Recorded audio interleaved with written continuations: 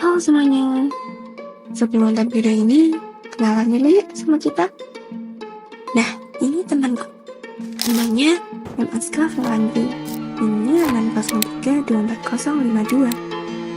Dan ini aku, Mutiara Safia Ramadhani. NIM aku 603-24083.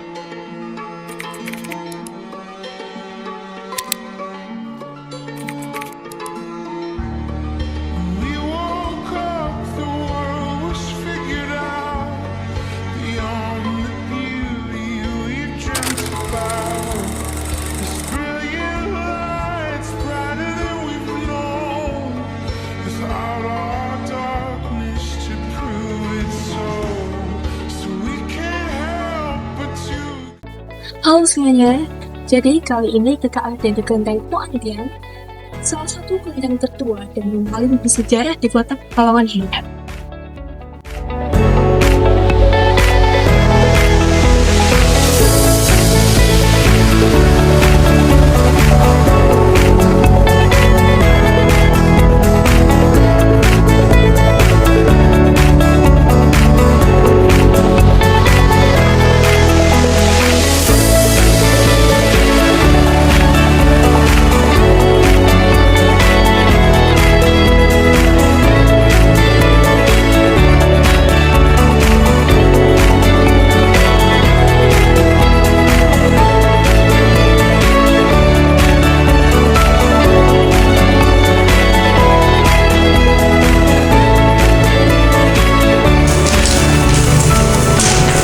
Saya kan wawancara itu Pak. Oh ya boleh, tapi saya terus terang ngomong yang sepengetahuan saya ya. Iya Pak. Jadi kita kan pengetahuannya terbatas juga ya. Jadi nanti yang umpama ada yang saya kurang tahu ya sebagai masukan dari saya untuk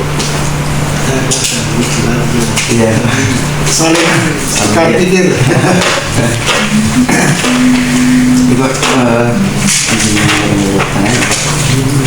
yang pertanyaan pertama, bagaimana peran tokoh agama di dalam komunitas dalam memelihara kerukunan warga di komunitasnya? Jadi ini baru saya jelaskan, saya teruskan. Jadi saya kebanyakan orang mengatakan bahwa itu agama identiknya Konghucu, padahal bukan. Konghucu ya itu ada di kelenteng, tapi kelenteng itu menganut Tridharma. Tridharma itu terdiri dari 3 ajaran agama Tao, Buddha, dan Konghucu. Jadi dikatakan kelenteng agama Konghucu ya betul, tapi sempurna. Kelenteng agama Buddha karena kelenteng menganut dari 3 ajaran agama. Tao, Buddha, dan Konghucu. Karena ketiga agama itu ajarannya saling berkaitan. Bagi contoh gini, kalau agama Tao itu mengajarkan bahwa kita itu mengenal alam semesta, jadi ciptaan yang Maha Kuasa. Itu diajarkan kalau kita harus melihat dengan alam, karena dia juga mengajarkan kita itu mengenal adanya Tuhan yang Maha Esa. Kedua, di dalam masalah agama Buddha itu mengajarkan bahwa sebab akibat. Jadi segala sesuatu berkaitan Tuhan yang Maha Esa itu kalau kita tidak ya betul akibatnya. Agama Konghucu mengajarkan tata krama, kita berada Tuhan yang Maha Esa, kita orang tua, kita teman-teman Bisa berkaitan. saling berkaitan, makanya kita menurut ketiga ada Karena ini 3 ada tulis Tridharma. Tridharma itu 5 ajaran Bedanya Konghucu. Tao, Buddha, makanya kebanyakan memang orang identiknya wah agama padahal ya betul tapi masih kurang Pak ya. Jadi dalam memelihara kerukunan itu apa sih Pak yang dilakukan di sini? kita mengajarkan dari peninggalan dari sebagai produk. Dulu leluhur itu meninggalkan pesan-pesan kepada kita, tapi kita sendiri yang kurang mengerti karena dulu tidak tertulis bukan semacam sekarang. Jadi sebagai contoh kita itu kan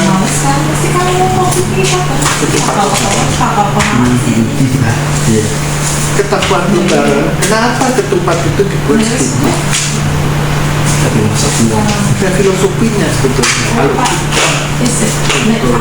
kita maknai bahwa apa sih ini kok ketupat lebaran itu dari dulu sampai sekarang kok masih turun temurun. Padahal kalau menurut saya pribadi itu peninggalan dari leluhur. Ketupat itu dari beras Iya. dibuat sedangkan dibikin seperti itu berarti merupakan 4 penjuru. Jadi 4 penjuru itu supaya bersatu. Sesudah bersatu kita bikin ketupat. Kalau makan kan tidak bisa begitu aja terus dipotong. Makanya kalau sudah bersatu tidak mungkin tercerahkan. Sedangkan kuahnya atau segala macam ada ikan ayam ini sebagai goncang. Sebenarnya itu ketupat terus kasih buah kasih ini tidak bisa kalau dari potong. Dan itu peninggalan leluhur kepada generasi yang akan datang cucu itu supaya bisa tidak tercerai. Iya. Itu makna sebetulnya, tapi sekarang itu kebanyakan cuma bahasanya aja yang dia tidak memikirkan bahwa apa sih maksud dari peninggalan leluhur itu apa. Itu menurut saya Ada filosofinya ya. Itu pertanyaan selanjutnya, pernahkah kalian ini menjadi fasilitator dalam kegiatan sosial yang melibatkan berbagai agama? itu sering kali karena nggak apalagi sekarang ada AUB ya. Iya. Jadi kita mengajak semua masyarakat atau kita itu tujuan kita itu supaya masyarakat itu ikut, karena bagi kita satu sama lain baik agama maupun suku itu kita tidak pandang. Kita ingin sebagai contoh orang datang ke kelenteng juga kita suruh bayar karena keyakinan, tapi datang ke kelenteng kita dapat terima kasih karena apa? Ikut partisipasi. Jadi kalau ada kegiatan kirap atau apa ikut rame-rame kita terima kasih karena apa? Ikut partisipasi. Jadi kita tuh terbuka sebagai contoh. Memang orang nggak ngerti ya, banyak kalau tadi itu identik hanya untuk kaum Chinese. Kalau tidak datang ke kelenteng tidak ngerti, tapi sesudah datang ke kelenteng mungkin identik bisa tahu bahwa di sini itu tidak membedakan. Kita pegawai sekretariat bukan orang Chinese dan bukan beragama Buddha, ini bukan agamanya beritanya Islam. Oh iya. Oh banyak. Kita bahkan pegawai itu kebanyakan dari kamar lain. Bahkan kegiatan olahraga dan sebagainya kita ada taekwondo. Taekwondo itu kita ada di Senin, Kamis, itu bahkan ada yang dari Muhammadiyah, ada yang dari apa, jadi satu di sini. Latihannya di sini. Ada. Dia olah kan. Matrasnya baru. Jadi kita itu bebas. Tidak memandang suku, agama, sebagainya itu kita bahkan menginginkan supaya bisa. Karena contohnya juga zaman dulu itu ada foto tahun 1933, di situ ada foto Belanda, ada Jawa, ada Arab, ada Chinese-nya, kok bisa bersatu?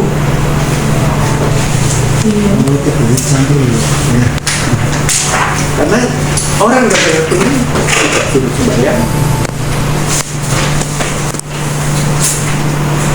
tapi yang mau sembahyang silakan. Dan kita juga orang bersembahyang tidak harus kita permandikan dan sebagainya, dibaptis dan sebagainya, tidak ada di sini. Ini bebas. Kalau sembahyang yang rupanya ritualnya itu ada setiap tanggal 1 Imlek dan Imlek dan tanggal 15 Imlek. Ini sebenarnya 2 hari. Tapi kita buka untuk keperluan umat sewaktu-waktu, silahkan sembahyang sesuai yang dilakukan. Jadi upaya kayak gereja hari Minggu siang, masjid Jumatan, selesai tidak ada, tapi sebulan Pak. Tanggal 1 ini Sama tanggal 15. Kalau sehari-harinya ya sewaktu-waktu dibutuhkan silakan. Kita buka dari jam 7 sampai jam 10 malam. Karena kebutuhan dari ritual masyarakat kan beda-beda. Itu sejam-jamnya dan itu.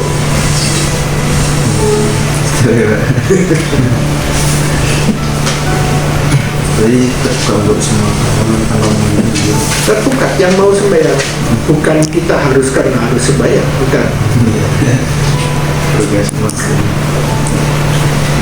Oke Pak, pertanyaan saya ya Pak, bagaimana respon masyarakat terhadap kegiatan di kelenteng ini?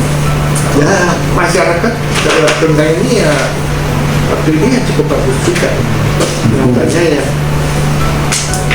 kita rame-rame partisipasi, adanya kegiatan-kegiatan yang dia tidak ikut, bahkan dan juga yang ikut. Jadi nggak ada kendala lagi masyarakat.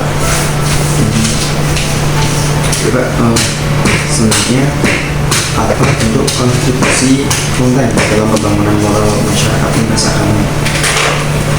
Dan lintas agama kita mengikuti dari ya FKUD ya, kita adakan peninjauan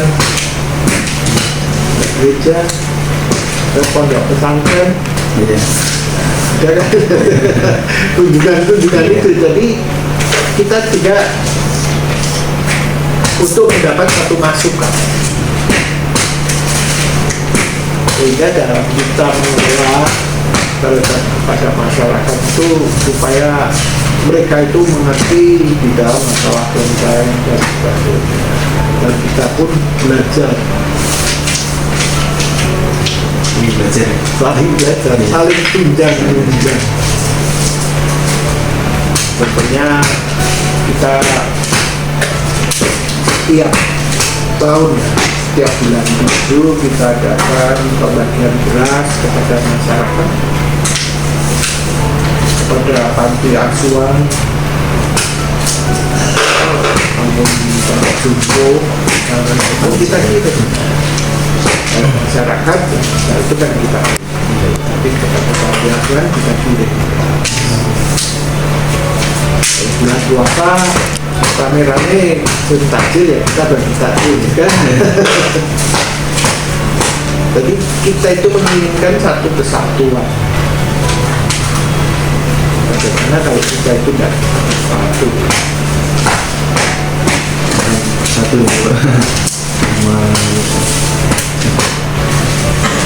Jadi makanya ada sambutan ya. Kita ikut tempatnya Habib Lutfi gitu. Kita ikut. Jadi supaya bisa saling nyambung lah ya. satu Lalu kita juga bisa mengenal tradisi.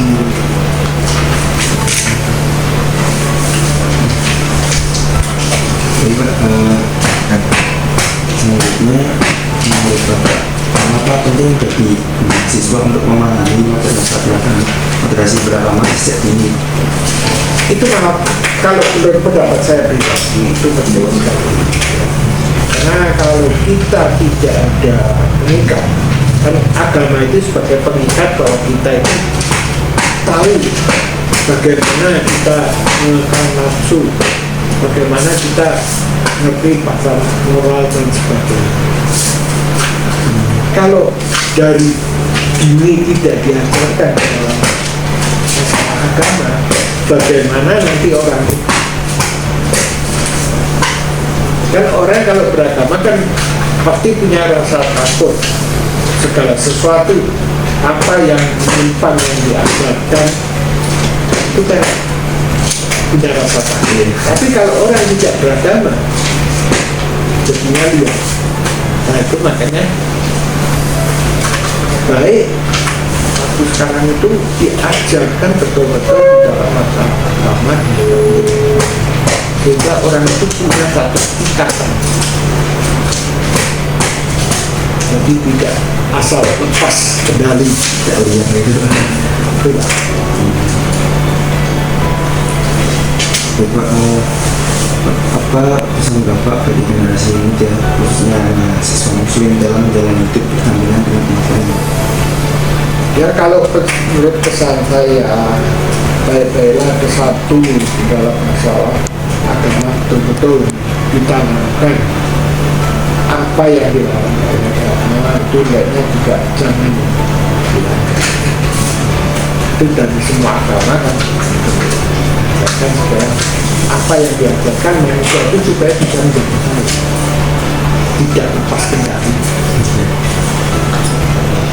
Dari mahasiswa itu yang apa yang sudah diajarkan dalam dosen-dosennya itu dipelajari dengan baik sehingga nantinya setelah betul-betul lulus itu bisa berguna bagi masyarakat. Semua kalau mengajarkan yang baiknya. Iya, tidak ada agama yang mengajarkan kejelekan itu tidak ada. Karena semua agama juga tujuannya satu, kepada Tuhan Yang Maha Esa. Tinggal satu tubuh, orangnya yang menjalani saja ya. Ada kalau agamanya tidak kuat, tapi lepas kendali. Membangunnya itu tidak. Baik Pak, selanjutnya Pak, jika mahasiswa ini membangun ruang dialog iman, apa yang perlu diperhatikan? Kalau mahasiswa ini ya itu semacam tadi itu kita kan kita saling komunikasi sehingga apa yang diperlukan bisa dibentuk untuk dialog.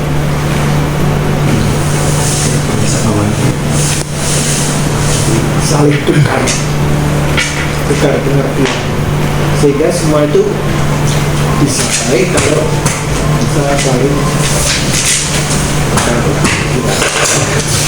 Satu saya juga untuk pertanyaan terakhir, bagaimana harapan kelenteng terhadap peran mahasiswa sebagai agen perdamaian? Itu penting ya, karena pasti banyak terjadi satu masalah dan sebagainya yang ditimbulkan orang-orang yang tidak pada orang. Makanya kita harapkan banyak mahasiswa yang datang ke sini, banyak masyarakat yang datang ke sini supaya dia tahu bahwa kelenteng itu bagaimana dan sebagainya. Bahwa adanya kelenteng memang identik kelenteng bernuansa Chinese. Ya. Tapi kalau tidak datang kemari, tidak tahu. Orang kan mengertinya, wah buat kelenteng tempat orang Chinese, tapi nyatanya kayak jadi datang di sini bebas di sini. Jadi kita harapkan ya dari mahasiswa nantinya sesudah datang ke sini bisa tahu kalau ada orang yang ngomong ini itu yang salah bisa diputuskan. Dengan adanya kalian datang ke sini tahu sebenarnya bagaimana. Dengan datangnya ini jadi tahu ya Pak. Iya. Kelenteng itu identik dengan peristiwa. Ya, kayak kelenteng itu untuk umum. Siapapun boleh datang kemari. Kan datang ke kelenteng bukan untuk sembahyang, karena keyakinan. Tapi datang ke sini sebagai tamu untuk partisipasi, untuk lihat-lihat, supaya lebih mengerti di dalam masalah kelenteng. Begitu ya Pak. Baik Pak, sudah terjawab semua pertanyaan saya. Ya, mungkin ada yang kurang ya, saya mohon maaf. Iya Pak, Karena keterbatasan. Gimana ya Pak? Ya, Halo semuanya, jadi sekarang saya akan jadi tempat tentang keberadaan dari gua, yaitu Gereja Katolik Santo Petrus. Nah, tempat ini merupakan salah satu tempat kegiatan rohani bagi umat Katolik yang ada di kota Pekalongan.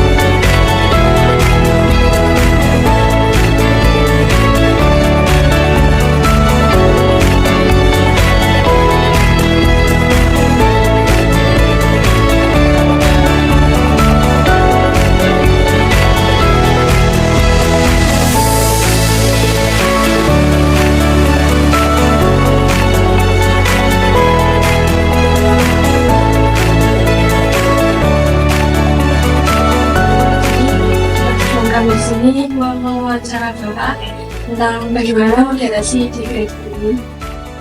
Dan Bapak ada kegiatan apa saja atau kegiatan penting yang dilakukan di gereja ini? Ibadah rutin. Oh ya, kalau di sini ibadah itu setiap hari. Jadi kalau gereja Katolik itu kan ibadahnya namanya misa. Misa itu ada misa harian, misa mingguan. Misa harian itu setiap pagi jam 5:30. Lalu misa mingguan itu 3 kali ya. Nah, misa mingguan biasanya umatnya lebih banyak. Jam 1:05 sore, jam 7 pagi, sama 10 sore jam 5. Hari ini suaranya enggak. Kalau kan bisa ditutup gitu. Namanya pintunya. Ada tandanya masuk di.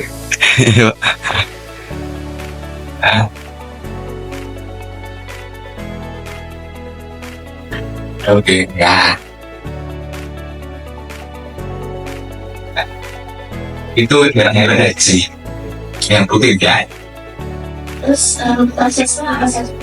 Proses sebenarnya Ya, misa itu jelas prosesnya, artinya misa kan memang ekaristi, itu kan bersyukur. Jadi ini bagian ini adalah bersyukur atas kebaikan Tuhan, atas berkat-berkat, anugerah, karunia yang diberikan, sehingga karena berkat Tuhan lah manusia bisa terus hidup, umat bisa terus menjalani hidupnya. Lalu di situ juga selain isinya pujian, penghormatan, memuliakan Tuhan, dan tentu juga ada doa-doa permohonan untuk hidup harian itu. Lalu apakah ada kegiatan khusus misalnya bagi anak-anak, remaja? Ya, kalau ibadah itu intinya umum, tetapi di luar ibadah kan ada pendampingan iman. Jadi di gereja Katolik itu dibagi proses pendampingan imannya. Ada pendampingan iman anak, itu PIA, lalu pendampingan iman remaja. Jadi anak itu dari usia kecil sampai kelas 4, ya, umur 9 tahun. Lalu remaja itu dari umur 10 tahun sampai 13 tahun, pendamping iman remaja. Lalu pendampingan iman orang muda itu dari 13-14 tahun sampai 30 tahun sebelum menikah itu. Lalu di dalam nanti juga saya ke pendampingan iman orang dewasa sampai lansia. Jadi semua didampingi. Ini di luar ibadah. Jadi ada kegiatan untuk anak, remaja, dan orang muda pastinya. Terus peran Bapak sendiri sebagai pastor dalam setiap kegiatan keagamaan itu seperti apa? Satu, pastor itu kan bahasa Latin, artinya adalah gembala. Jadi tugas imam, tugas romo, tugas pastor adalah mengembalakan umat yang ada di sini. Mengembalakan caranya bagaimana? Satu, tentu memimpin ibadahnya. Yang memimpin misa itu banyak bisa pastor yang memimpin misanya. Lalu yang kedua, mengembalakan yang kedua adalah ya memberikan pengajaran, katekese namanya istilahnya. Jadi kalau ada acara apa yang mengajar, lalu kemudian hadir mendampingi setiap kegiatan, lalu juga memimpin rapat karena bukan hanya urusan ibadah saja, tapi kan juga banyak hal yang harus dibicarakan, diputuskan untuk memajukan gereja, memimpin rapat. Lalu kunjungan orang sakit, kunjungan orang miskin yang membutuhkan, hampir semuanya di tangan dikerjakan, banyak pekerjaan. Terus apakah jemaat dari luar daerah atau agama lain pernah hadir dalam kegiatan di sini? Oh, kegiatan lintas iman gitu ya. Kegiatan lintas iman cukup lumayan dilakukan di tempat ini. Kemarin ketika puasa itu mengadakan juga puasa bersama, dan bukan hanya buka puasa tapi juga ini kesempatan untuk berdialog, bertemu gitu ya. Jadi saling mengenal. Waktu itu karena kebetulan waktu puasanya Ramadan itu bareng dengan puasa Katolik, kami bicarakan soal puasa. Bagaimana sih puasa, spiritnya bagaimana. Lalu tahun lalu ketika ulang tahun gereja ini yang ke-94 itu juga ada tampilan lintas iman. Yang mengisi itu lintas iman. Ada yang dari Konten, ada yang dari gereja Kristen apa, dari teman-teman Muslim, dari Hindu, Buddha, ini saling memberikan tampilan bersyukur bersama atas ulang tahun. Selain itu juga aktif di FKUB sehingga sering bertemu dengan tokoh agama lain dan itu membentuk kerjasama kolaborasi bersama. Itu sih kegiatan lintas iman. Terus saya tak ajaran agama alam ini memandang merancang pandangan Gereja Katolik tentang agama kepercayaan lain ya, soal toleransi. Gereja Katolik sangat terbuka dengan umat beragama lain. Bahkan di dokumen Nostra Aetate hasil Konsili Vatikan kedua tahun 1962 sampai 65 itu dihasilkan bahwa Gereja Katolik juga menghargai nilai-nilai kebenaran yang ada di agama lain. Jadi kebenaran itu ya secara ke dalam orang Katolik percaya bahwa gerejanya benar, tetapi juga melihat bahwa umat beragama lain pun juga ada kebaikannya dan itu harus dihargai. Kemarin Paus membuat sebuah dokumen yang jadi dengan Imam Besar Al-Azhar. Itu salah satunya adalah semakin orang beriman, semakin dia harus bisa bersaudara. Jadi kalau orang yang mengaku beriman tetapi malah nggak bisa bersaudara, itu iman seperti apa? Karena Tuhan kan mengajarkan soal persaudaraan, soal kasih, soal kebaikan, soal hidup rukun. Jadi kalau orang mengaku beriman tetapi nggak mau hidup rukun, nggak mau menganggap yang lain saudara, dipertanyakan bagaimana. Jadi ini pandangan Gereja Katolik menganggap yang lain itu juga bersaudara, ada kebaikan, dan dalam kebersamaan kolaborasi tentu bisa menghadirkan dunia yang lebih baik, yang lebih harmonis dan damai. Terus ini dalam Alkitab apakah ada ajaran khusus yang mengajarkan tentang hidup rukun dalam perbedaan? Oh, kalau dalam Alkitab cukup banyak yang saya temukan nih. Apalagi dalam Injil itu Yesus jelas memberikan teladan soal mengasihi yang lain walaupun berbeda. Kisah tentang orang Samaria. Jadi orang Yahudi itu menganggap orang Samaria ini bukan Yahudi asli, tetapi dalam perumpamaan kisah orang Samaria yang baik hati, orang Samaria inilah yang menolong orang Yahudi sesamanya yang menderita. Jadi berbuat baik itu tidak hanya untuk kelompok saja, tetapi juga yang lain. Nah, ini kan yang diajarkan Yesus bahwa soal kasih itu harus menembus batas, bukan hanya untuk kelompokku, bukan hanya orang yang baik padaku, bukan hanya mereka yang sependapat denganku, tapi perbuatan baik kasih itu harus luas, ya. Mereka yang berbeda, mereka yang akan membenci kita, musuh kita harus dikasihi. Lalu yang terakhir, bagaimana gereja ini mengedukasi jemaat tentang pentingnya hidup damai dan saling menghormati? Hidup damai dan saling menghormati sangat penting, apalagi di tempat kita, di kota kita ini, ya. Karena apa? Karena kita tidak hidup sendiri, gitu ya. Kita di Indonesia ini mengenal ada berbagai macam suku bangsa, berbagai macam agama juga, bahkan secara resmi beberapa agama 6, ya. Dan masih juga ada kepercayaan di masing-masing tempat.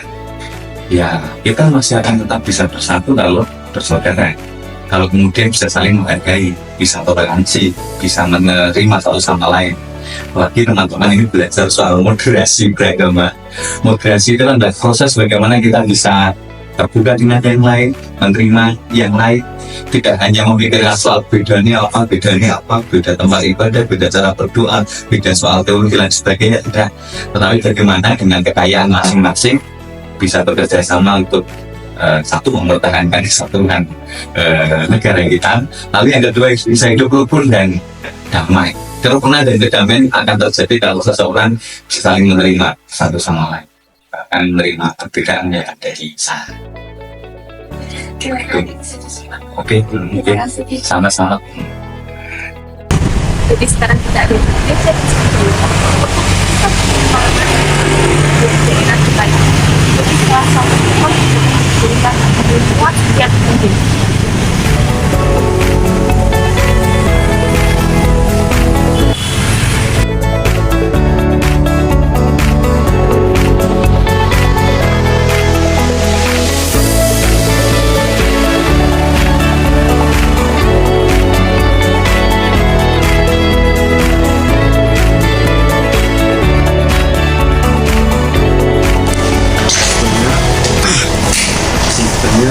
Apa sih pandangan Bapak tentang dunia literasi Kalau pentingnya itu menurut saya karena Indonesia ada beraneka ragam agama, sikap moderasi itu penting karena supaya tidak terlalu ekstrem ke kanan maupun ke kiri. Nah, di Indonesia menjadi cocok karena untuk saat ini Indonesia belum siap dengan pandangan-pandangan atau cara beragama yang tidak moderat, dianggap sesat atau dianggap berbahaya gitu lah kalau yang ekstrem di kiri atau di kanan. Maka yang paling ideal saat ini adalah sikap moderat dalam hal beragama lagi. Bagaimana sih sikap gereja terhadap umat beragama lain di lingkungan? Kalau di gereja itu ada sangat banyak, tapi kan yang saya tahu di GKJ ya, di gereja ini sudah sejak awal memang meskipun kami tidak menyebut moderasi beragama, tetapi ajaran di GKJ itu sangat moderat. Itu ada di dalam dokumen resmi kami yang namanya pokok-pokok ajaran GKJ. itu ada sikap terhadap agama lain. Itu intinya adalah menghargai, menghormati dan hidup dan keyakinan dan bahkan mengekspresikan agama sesuai dengan masing-masing. Jadi di seksi Jawa memberi ruang setiap ekspresi agama itu sehingga tidak melarang. Meskipun kami juga mendorong supaya ekspresi dari gereja atau agama itu juga tetap dihargai. Itu kira-kira. Jadi, selanjutnya, apakah gereja ini pernah melakukan kerjasama dengan sesama agama lain? Ya, itu sudah pernah dan mungkin banyak ya, termasuk sering juga tentang teman-teman yang person tidak mewakili komunitas atau lembaga manapun. Itu ada banyak. Biasanya terjadi ketika ada aksi-aksi sosial, misalnya waktu dulu banjir dan sebagainya, itu ada bersama lintas agama. Kami memberikan bantuan untuk para penyintas banjir waktu itu ya, rob dan sebagainya, dan macam-macam aksi sosialnya. Kemudian terkait dengan kerjasama dengan komunitas atau lembaga juga cukup sering, misalnya dengan FKUB yang lembaga tenaga resmi, terus kemudian komunitas budaya itu juga sering, lebih sering daripada FKUB. Kemudian ada beberapa organisasi lain yang sudah pernah bersama, ada Among Rosto, ada Petalesia, ada perhimpunan mahasiswa PNI dan sebagainya lah. Itu sudah sering seperti itu. Itu kira-kira.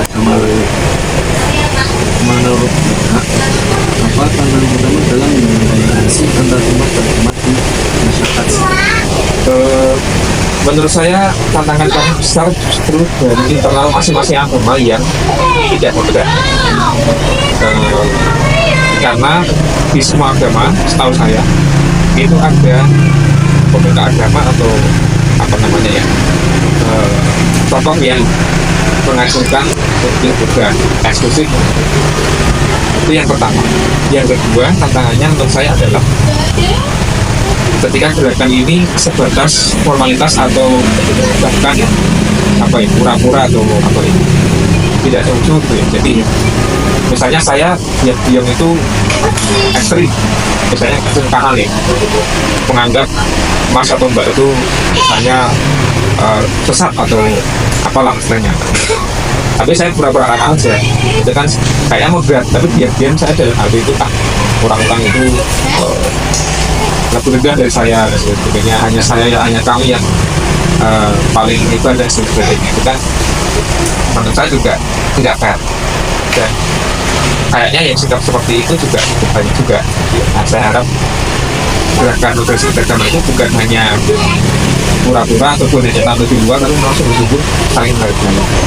Itu yang saya tantangannya itu. Yang ketiga mungkin ini ya, literasi atau kurangnya literasi bukan hanya soal tadi soal pemahaman terhadap agama lain lewat pergaulan, lewat relasi, lewat acara bersama, itu menurut saya masih kurang, karena masih terutama ya karena kita kalau pada gereja itu ada banyak gereja yang masih nyaman dengan kegiatan internal saja dan ada susah bergaul dengan lain.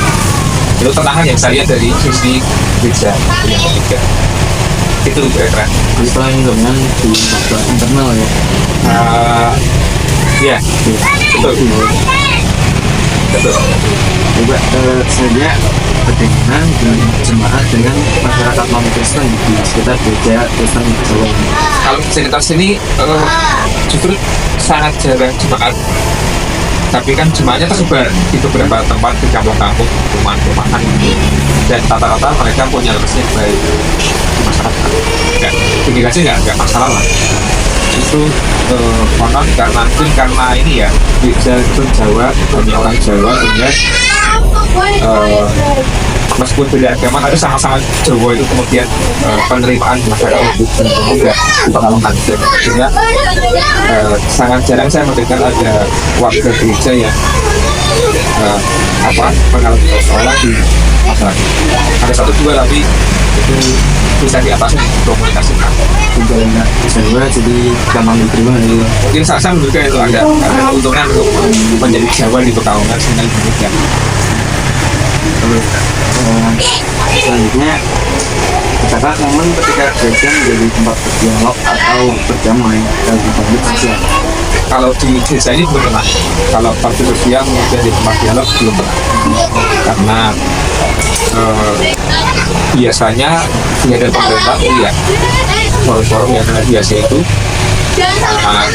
atau juga yang kedua alasan yang lebih mungkin orang-orang beragama lain belum cukup memandang gereja sebagai tempat yang jadi bisa untuk forum itu, sehingga tempat ibadah hanya dibayar sebagai tempat ibadah. Padahal kan gereja itu sebenarnya tidak fungsi ruang ibadah, ritual dia, tapi selain juga sebenarnya ruang publik. Hanya yang sisi ruang publik ini yang jarang diekspos dan orang jarang tahu. Meskipun kami terbuka untuk acara apapun gitu ya, dan sebagainya itu sudah pernah beberapa kali dialog lintas agama gitu. Tapi yang soal mediasi waktu itu memang benar belum. Tapi saya diambil pemerintah atau ini waktu itu. Juga selanjutnya apakah ada pengalaman tingkat cepat yang nanti terkait menjadi tanggapan? Ada banyak ketika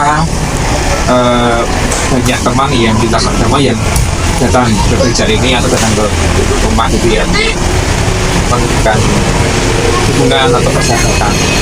Menurut saya itu pengalaman-pengalaman yang berkesan gitu ya, ketika bulan bareng, ketika bulan bareng dengan kelompok agama itu luar biasa gitu. Terus misalnya pas kami merayakan Natal terus mereka datang, terus saya oke. Dan saya tahu teman-teman ini apa tulus tidak pura-pura dari tadi yang saya juga, dan itu yang terjadi di banyak tempat.